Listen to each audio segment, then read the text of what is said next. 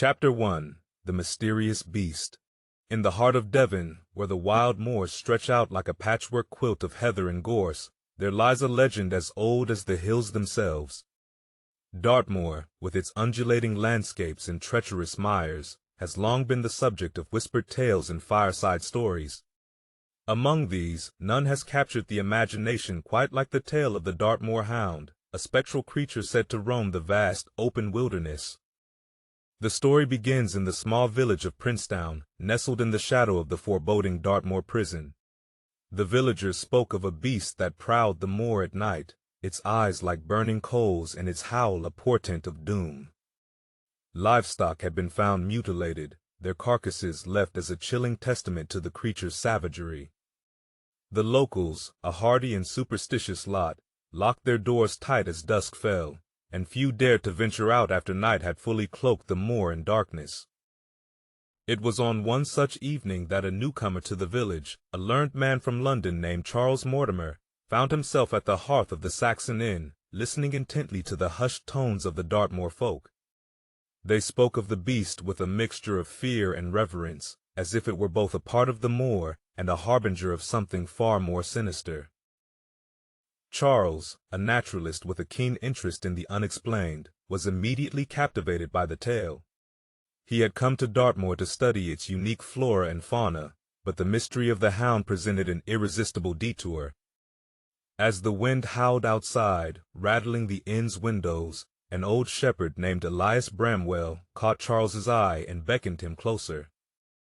"They say it's the devil's own hound, Mr. Mortimer," Elias said in a gravelly voice, his eyes reflecting the flicker of the fire.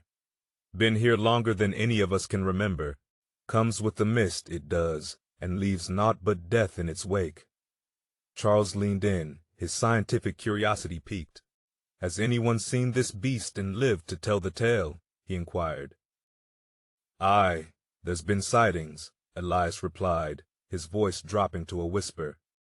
"But those who glimpsed the hound up close, well, let's just say their wits are never quite the same again. It's a curse, sir, to lay eyes upon that creature." Undeterred, Charles resolved to uncover the truth behind the legend.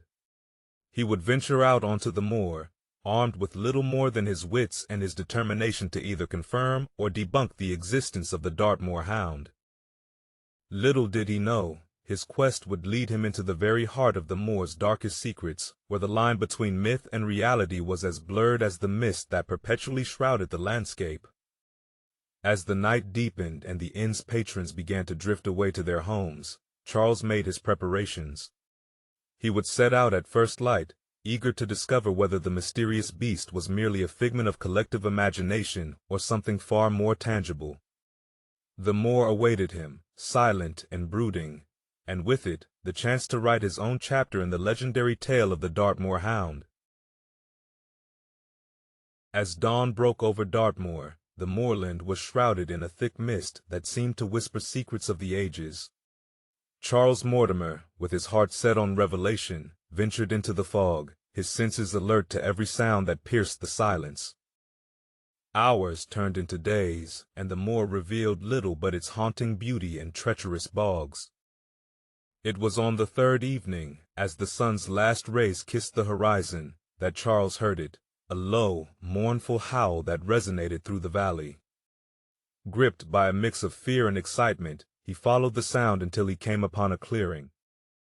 There, bathed in the glow of the setting sun, stood a creature of majestic stature, its coat a tapestry of the moor's very essence.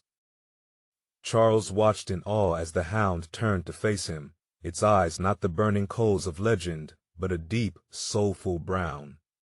In that moment, the naturalist understood. The Dartmoor Hound was no demon, but a guardian of the moor, a living embodiment of the land's wild spirit. With a respectful nod to the noble beast, Charles retreated, leaving the hound to its domain. He returned to Princetown with tales not of terror, but of the profound connection between the moor and its mythical protector. The legend of the Dartmoor Hound would live on, but now it carried a new message, one of respect and coexistence with the wild mysteries of Dartmoor.